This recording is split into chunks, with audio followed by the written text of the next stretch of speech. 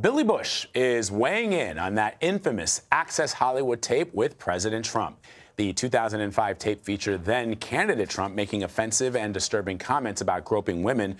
Both men were seen laughing as then-not President Trump bragged about his past sexual assaults. And when you're a star, they let you do it. You can do anything. Whatever you want. Grab them by the you can do anything. So the tape was released ahead of the 2016 election. Mr. Trump claimed it was all just, quote, locker room talk. Bush was fired from his job on the Today Show, and now he's speaking about the scandal in a rare interview with CBS This Morning co-host Gayle King. Was not prepared for what happened because it happened like so often things do these days, like that. Took the car to the airport, got on the plane, and boom. The boom was you got the news that this tape had been released. Yeah. And you knew there was a tape. Everybody did. I didn't. Oh, well, everybody at the network. Yeah, okay. But the public didn't know. Everybody knew about the tape, you're saying. And I was comfortable that that it wasn't going to be weaponized. Is that how you feel it was, weaponized? Oh, sure. Yeah. I got taken out, but I wasn't the target. Yeah. So when it comes out, how did you think it was going to end after the tape is released? Did you think I'll get through this? Well, I was told that you're good. Well, don't worry about it. It's not you. You didn't say anything. Remember, it was leaked on a Friday, and then Sunday morning I walked out that door right over there with my bags to go back to work, and the driver said, "I'm sorry, they've canceled the car." I said, "Oh, that must be a mistake," and I called my lawyer and said, "We okay?" And he said, "Nope."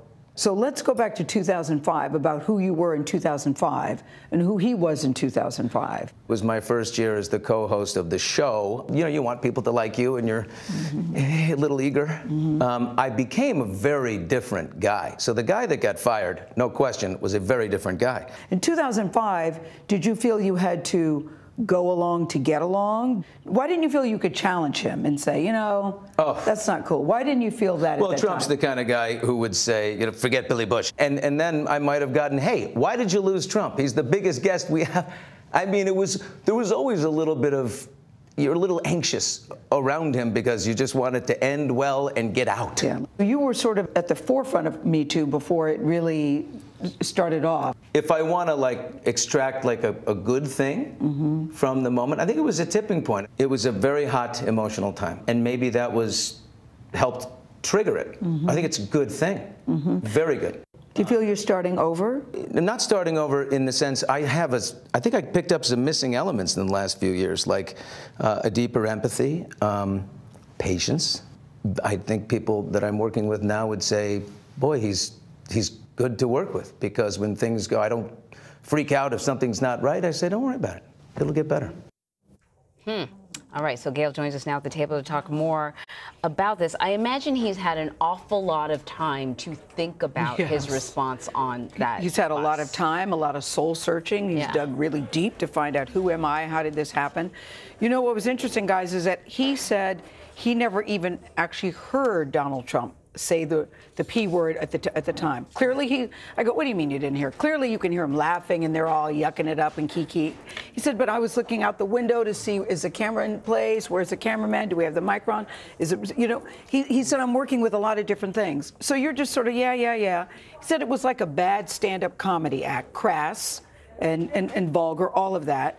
But at the time, think of this, as he pointed out, it's his first year of host of this new show. Donald Trump was the biggest star on network TV. He said, it was 2005. It was a while ago. It was 2005, Brad. 2005. He said everybody was kowtowing to Trump, everybody, because he was such a big star on the network. And he's right. If he had complained or challenged, it would have been, how did you lose Donald Trump? He's the biggest star we have. Yeah. So it didn't occur to me until he pointed out that the tape was 2005. So think about this. He gets fired in 2016 for something that was in 2005 that he didn't even say the word. He was just sort of collateral damage, for lack of a better word, and you lose your job and your career just like that. And that must have been dizzying for him. It was. When he talks about the driver told him, exactly, listen, I don't think you're going to work today. Exactly, because the network had said, we'll get through it. He expected to come on the air Monday. The tape was released on a Friday. He expected to come on the air Monday and, address it. apologized for his behavior. At the time, he was more concerned about his co-host Nancy O'Dell, because Trump had said some disparaging things about her. He was sort of, making some unflattering things. Trump was clearly interested and was making it in very uncertain terms how he felt about her. So he was really trying to protect Nancy and think, oh my gosh, I got to make sure Nancy's all right here. So he was more concerned about that than the other stuff. And then it blew up into what it blew up to. Does he, there are people who say, look, he probably was not the target, as he points out to you. He was not the target. He does not believe he was the target. But he somehow got canceled, is what people call it now, right? Because and still don't know who leaked the tape. We still don't know who leaked the tape, which is also interesting. Yeah. But does he regret that moment, or does he just regret it because he lost his job? Does he? We talked about the soul searching. Has he had a moment? Well, you regret that. Listen, he was a father, still is the father of 3 daughters. So you have that very awkward moment with your daughter calling you and saying, "Dad, what is this?" And, he's trying to explain. She goes, "No, why were you laughing? Why were you laughing?" says his middle daughter to him. And that's one of those moments where you really have to, your young daughter is saying, "That's not funny. Why were you laughing?" So, of course, he regrets it. There's no question about that. And has done a lot of soul searching and a lot of growing. But, yeah, I'm sure if he had to do it all over again, he would handle it differently. But when you're in the moment like that, I can see how that happened. I can see it. We've all been where we're interviewing somebody, especially somebody who's very famous, and you're thinking about all the things that could go wrong. Yes. You're thinking about making sure that you get what you need because your bosses are really relying on you. Yeah. Camera, where's the camera? Where's the sound guy? What's my next question? All of that, Vlad. And sometimes you can just say, yeah, and then seconds later you go, "What'd you say?" Right. Exactly. Wait, what'd you just say? Exactly. And so he had all of that going on that particular day. Yeah. I think this is a very interesting moment, though, as he's about to restart his career. Yes. Because I think that's something that we've all been wrestling with this sort of Me Too stuff is, so for how long are you sort of out in the cold? Yeah. Yes, Very good question. And so here we see him restarting, and I think it's really valuable for him to just put it all out there. Yes. Here's how I felt at the time. Here's how I feel today. Here's what I've learned. Because that's the point of this, is that hopefully we get better. And he's so grateful, guys, to have the opportunity to come back on TV and do what he loves. He really does love this job and love what he does. There's no question about that.